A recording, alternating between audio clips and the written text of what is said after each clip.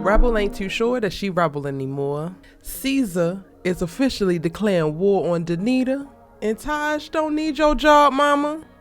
What's good, y'all? It's your good sis Erica Vane coming to you right here on Erica Vane TV with another Kingdom Business video. In this video, we are breaking down episode 3 from season 1. Let's go ahead and get into it.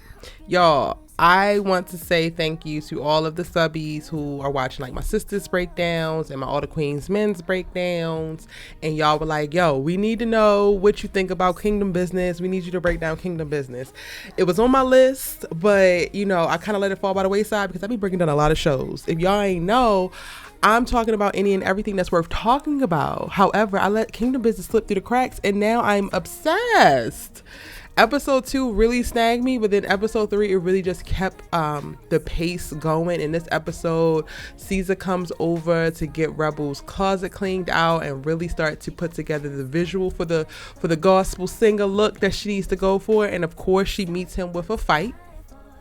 She's not so willing to, you know, fall in line and pick up this new image that she needs to have to be able to sell these gospel records. She seems to think that she's going to be able to go through this process of becoming a gospel star and not be changed, moved, and or affected by God. And I'm just looking at her like, girl, that's cute and all, but it really ain't cute because you fighting it is just blocking more of your blessings. And the real power is going to be in this journey that she has of becoming, and I cannot wait to continue to watch it play out. Zyan, I'm still on your head in this episode because you are giving very much Tasha from Power, okay? I know that they wasn't talking about church over at Power, but it's given very much so. I don't want you to change. You're becoming something new. I don't want you to be better. If you learn, grow, and evolve, then you're going to leave me by the wayside, so I don't want you to become a better woman, a better person for you. And it's ghetto. We don't hold back the people that we love. We don't restrict the people that we love. We don't constrain the people that we love. We either decide that once we see them moving, we want to move with them, or we decide that when we see them growing and evolving, that we want to grow and evolve with them, or you let them go. That's what love is, baby. Not what you're actually doing. We start this episode off with Rbel in the bathtub because she gets her ass beat by the damn burglar that comes in looking for, you know, the stuff from Danny's locker. Luckily, they didn't get it because she hit it in a brilliant place. Come on, Rbel. I love that. Using your head. And he finds her in the bathtub. I don't know how the hell she got in the bathtub because when we saw her last episode, y'all, she was knocked out cold. But she's washing off all the evidence and everything before they could call the cops. And of course, they have a whole little argument about other stuff before they deal with the problem at hand. Somebody broke in and beat her ass, but he convinces her to ultimately call the cops, and they get the cops involved, give the cops the sex tape, and like, okay, cool. Zyan's biggest thing is that he don't want Rbel to change, and it's the most disgusting thing to watch to me, like to actually watch someone who so-called loves you say the words. And I get it. Like, I don't want to come down too hard on him because I've been in that place before where someone who really, really cared about me thought it was in my best interest for me to keep it real and to not change and just saw me moving in a different direction that didn't include them. And it's almost like self-preservation on their part of wanting to keep you next to them or by their side. It's not because they inherently want to be a hater, but they are. And it sucks because when you first meet Zyan in episode 1, like visually you think like, oh, okay, he gonna be one of them. He one of them that's supportive. He gonna ride for you. But no, he is literally one of the balls that waits on a chain that's on her ankle. And I hate this for her. I really do. And while I hate this for her and having that, I think that this is one of the things that makes Rebel's story so interesting to watch, because not only is she going to have to go on a journey of self-discovery and surrender in spirituality, but she's also going to have to go through a pruning, a releasing of the people around her that most affect her and keep her in a place that is not of her best potential or for her best good. And Zyan is going to be one of the very first to go. And I cannot wait to see it. You cute and all, baby, but you got to go, honey. You got to go. Unless you're going to try to find the Lord too. And unless you're going to try to be better too, you got to go. Because it's not giving. But you know what is giving? Our homie Taj is right there after she storms out of a damn studio session with Caesar to meet up with her for lunch, and he looking at her, how he looking at her, let her know, I ain't never seen you more beautiful. Well, say that then. Come on, King, you better go ahead and say that. Give her flowers, because she was looking absolutely stunning. It's Taj's hope in his eyes. Like, it feels like he believes every single word that he says out his mouth, and with each episode passing, I like fall for him even more. Like, okay, I can get with this. And then by the end of this episode, because y'all already know I'm on Miss Denita head and I don't like her, she my arch nemesis for real. So then once she laid hands on Taj, I was like, okay, bet, I'm fully in. I don't give a damn what Taj do moving forward. I'm on his side. I'm gonna stick beside him here.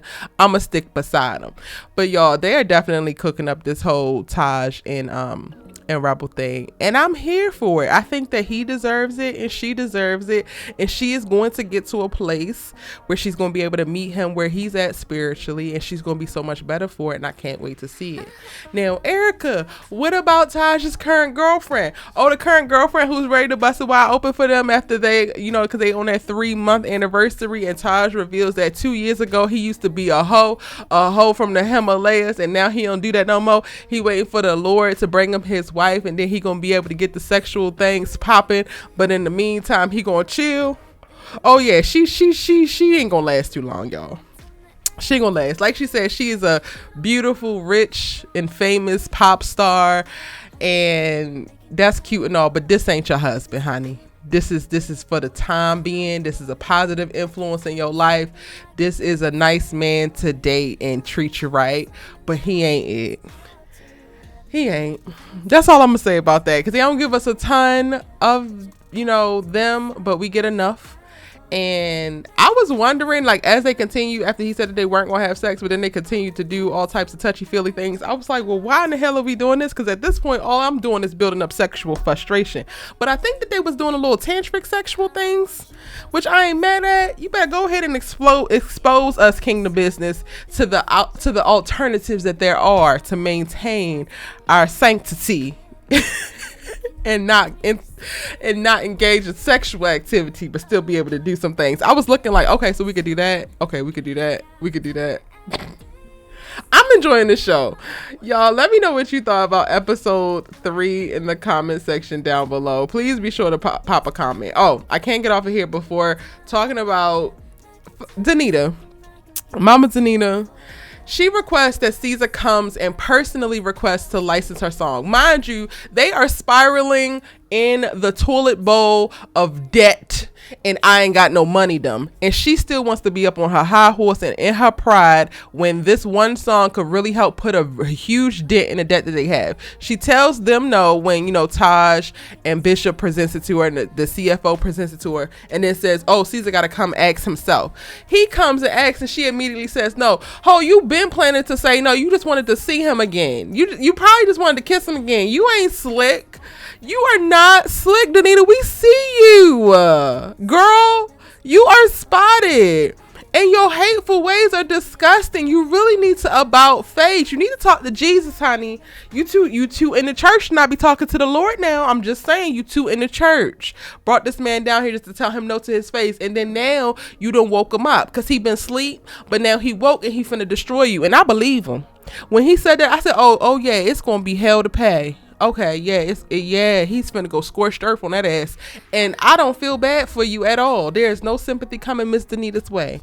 Especially after you burned up the damn strip club. Ma'am, what were you thinking? It's the deranged church lady for me. Like, if y'all not watching Kingdom Business and you happen to stumble upon this video, please make sure that you go and check it out on BET Plus. The entire first season is currently streaming, and it is a wild ride. But I think that's it. If I missed something, let me know in the comment section down below. I think that's it for episode 3. I'm going to jump in the comment section so that we can have a conversation about the episode. And make sure that you hit the subscribe button, turn on your bell notification so you don't miss out when I post episode number 4. Okay? Let's keep it going. It's your good sis, you let it talk TV with. See you in the next one.